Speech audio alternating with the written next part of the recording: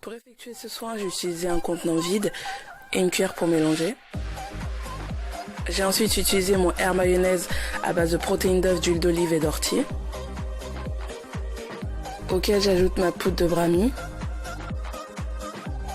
Également de l'huile de coco pour le côté nourrissant.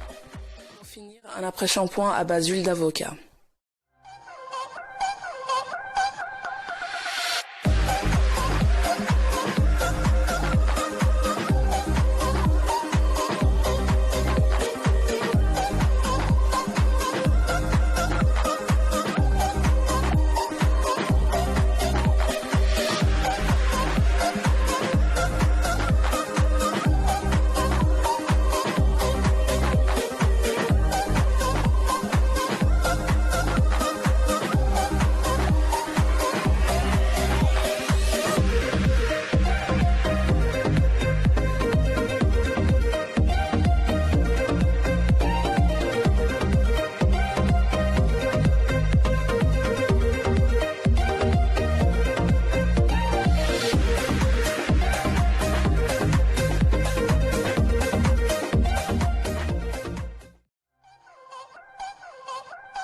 Donc là, comme vous pouvez le voir, j'ai lavé mes cheveux et il n'y a plus de résidus de cire.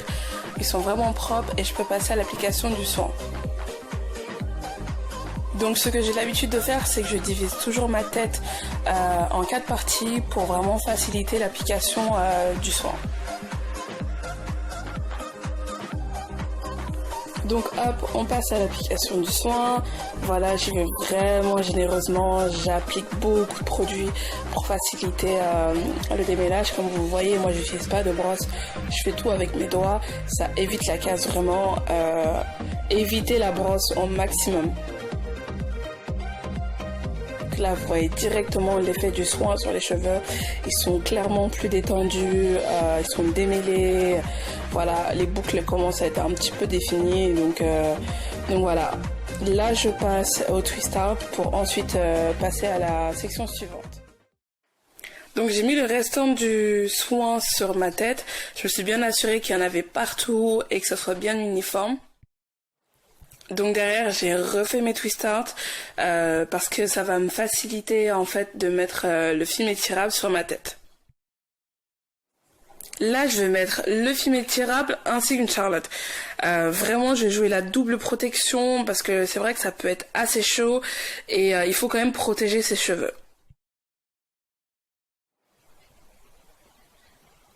Donc voilà, franchement c'est très simple les filles, il n'y a rien de compliqué, vous prenez votre film étirable et vous faites le tour de votre tête. Voilà, il faut bien envelopper toute la tête.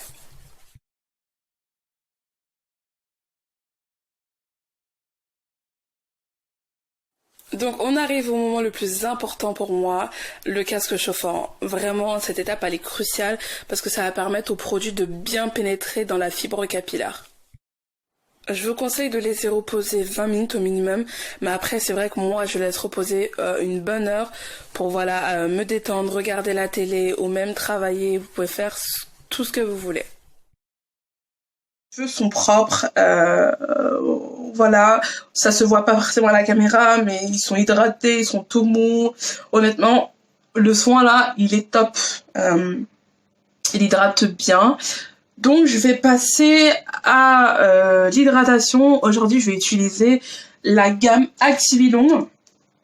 Donc je sais pas si vous connaissez la gamme Acticurl Hydra.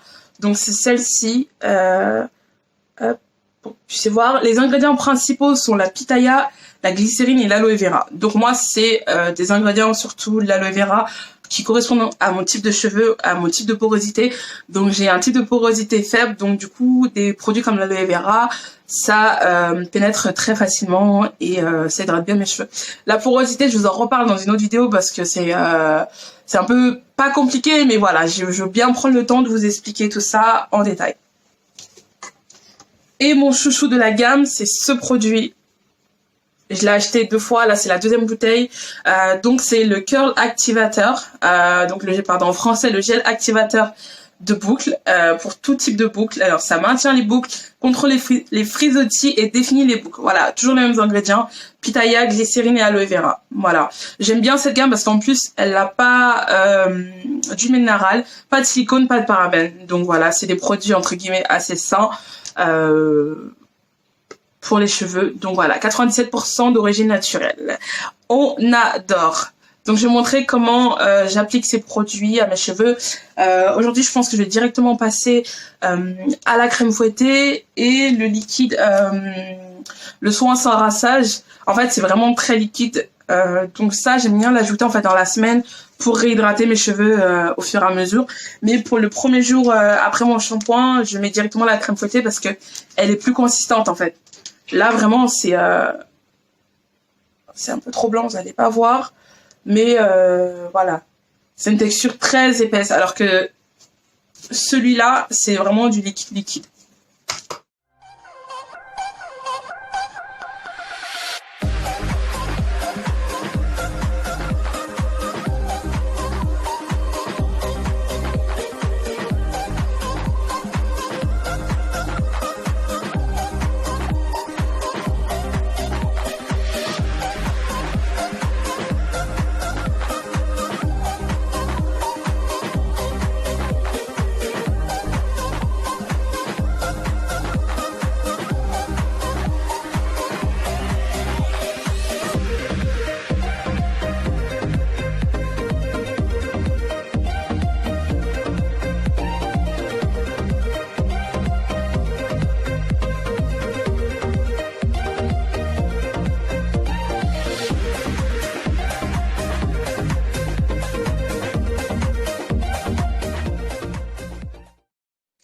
Hello les filles, je vous retrouve pour la suite de la vidéo. Donc hier, j'ai hydraté mes cheveux, j'ai mis les produits de la marque, j'ai un trou, Activilant. Donc voilà, aujourd'hui je vais défaire mes twist out parce que en fait le problème avec ce produit là, c'est que ça laisse des résidus blancs. Donc là, comme vous pouvez le voir, j'enlève, ça n'a pas totalement séché et encore des résidus blancs, donc c'est pas top. C'est vraiment pas top parce qu'en fait cette gamme elle hydrate bien, mais en termes de résidus, bah comme vous le voyez, il y en a encore. Donc bon, on va quand même enlever parce que ça fait quand même plus de 12 heures que je laisse sécher mes cheveux. Et j'avoue, j'aurais peut-être dû sécher au sèche-cheveux, mais bon, j'évite d'utiliser un sèche-cheveux au max. Donc voilà, mes cheveux sont bien hydratés, ça y a pas de souci, mais voilà, les résidus blancs c'est un peu relou. Donc si par exemple vous voulez hydrater vos cheveux et partir directement à l'école ou au travail, c'est pas l'idéal. Parce que j'avoue que j'avais fait cette erreur une fois et je suis arrivée au taf, j'avais plein de résidus blancs, vous voyez, il y en a encore. Donc c'est pas... On va dire que c'est le désavantage de ce produit, malgré qu'il soit bien hydratant, etc. C'est pas... Ouais. C'est pas l'idéal à ce niveau-là. Donc là, rien de foufou, je vais faire mon high puff. J'avais déjà démêlé mes cheveux hier avant de faire mes tutas. Donc aujourd'hui, je vais pas les redémêler. Juste mettre un peu de cire, encore la même, la Red One, que j'avais utilisée dans la précédente vidéo pour les braids. Donc j'en mets juste autour. Pour les edges. Ça, c'est vraiment une étape que vous n'êtes pas obligé de faire. Hein. Moi, c'est vrai que quand je fais ma high puff, quand j'attache mes cheveux en l'air, j'aime bien mettre un peu de cire pour que, voilà, les extrémités, ça fasse vraiment clean. On va un peu derrière. Je prends ma brosse comme ça. On parle de sanglier, donc ça c'est la partie douce et la partie rêche. J'utilise la partie rêche pour le devant, hop. Comme ceci, hop. Voilà, aujourd'hui je fais pas de baby hair. Je vais juste mettre mes cheveux en hauteur. Et basta. Un élastique lambda.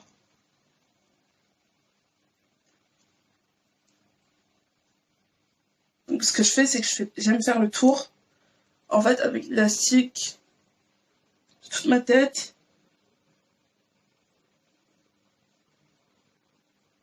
pour être sûr que ça prenne bien tous les cheveux partout. Là, je prends un panier comme ça.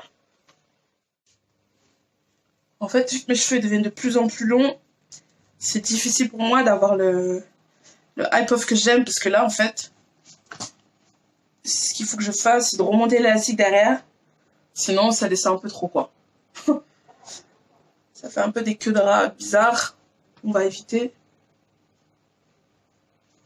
Je détends bien mes cheveux.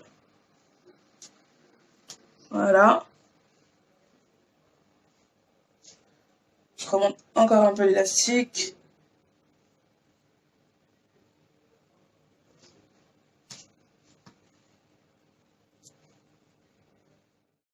Bon, ok, j'avoue, cette vidéo elle était assez longue, c'est pour ça que j'ai voulu faire une partie 1 et une partie 2, voilà, pour bien vous montrer en détail les différentes étapes, et j'espère que vous avez appris un maximum de choses et que cette vidéo vous a plu. Je vous dis à bientôt, bisous.